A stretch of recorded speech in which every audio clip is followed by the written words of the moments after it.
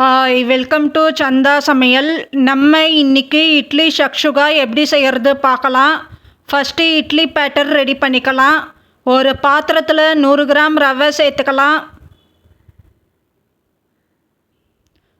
100 milli தயிர் சேர்த்துக்கலாம்.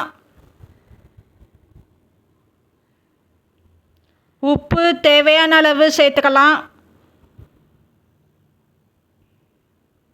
1/2 tumbler அளவு தண்ணி சேர்த்துக்கலாம்.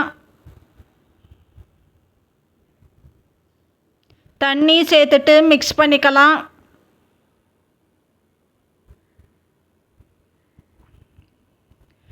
இப்போது மிக்ஸ் பண்ணி எடுத்துருக்கேன். இப்போ தட்டு போட்டு மூடி வச்சிடலாம். 10 நிமிஷம் ரெஸ்ட்டில் இருக்கட்டும். மிக்ஸி ஜாரில் மீடியம் சைஸ் தக்காளி ஒன்று கட் பண்ணி சேர்த்துக்கலாம். காஞ்ச மிளகா 1 சேர்த்துக்கலாம். 4 பல் பூண்டு சேர்த்துக்கலாம். இப்போ தண்ணி சேர்க்காம அரைச்சி எடுத்துக்கலாம். இப்போ அரைச்சி எடுத்துருக்கேன். கடாய் சூடானதோ 6 டீஸ்பூன் அளவு எண்ணெய் சேர்த்துக்கலாம். மீடியம் சைஸ் வெங்காயம் 2 பொடியாக கட் பண்ணி எடுத்துருக்கேன், சேர்த்துக்கலாம். வெங்காயம் வதங்கணும், வதக்கிக்கலாம்.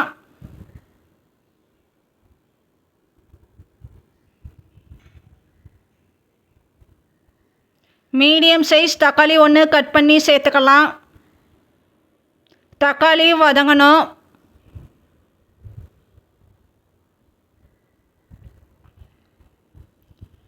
கேரட் 1 துருவி எடுத்துருக்கேன், சேர்த்துக்கலாம்.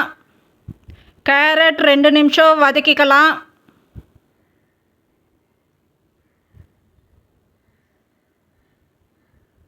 இப்போ அரைச்ச தக்காளி விழுது சேர்த்துக்கலாம்.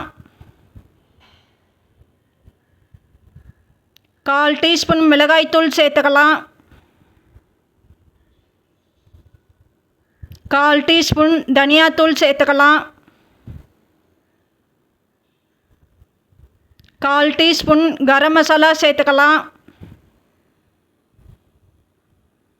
1/4 டீஸ்பூன் மஞ்சத்தூள் சேர்த்துக்கலாம். வதக்க தேவையான அளவு உப்பு சேர்த்துக்கலாம். உப்பு சேர்த்துட்டு மிக்ஸ் பண்ணிக்கலாம்.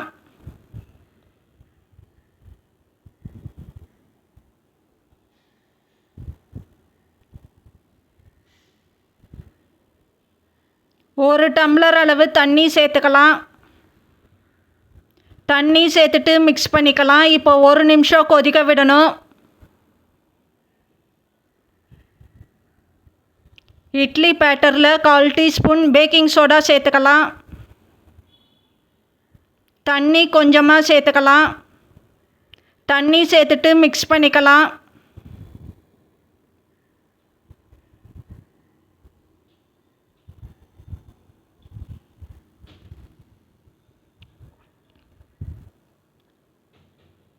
இப்போ இட்லி பேட்டர் சேர்த்துக்கலாம்.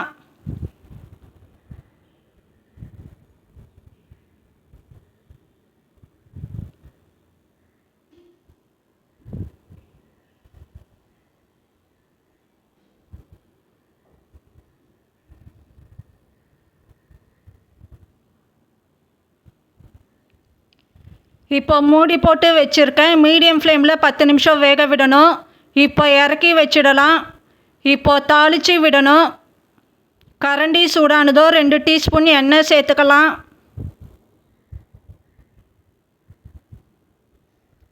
1 டீஸ்பூன் கடுகு சேர்த்துக்கலாம். 1 கொத்து கருவேப்பிலை சேர்த்துக்கலாம். கடுகு பொரியணும். இப்போ தாளிச்சதை சேர்த்துக்கலாம்.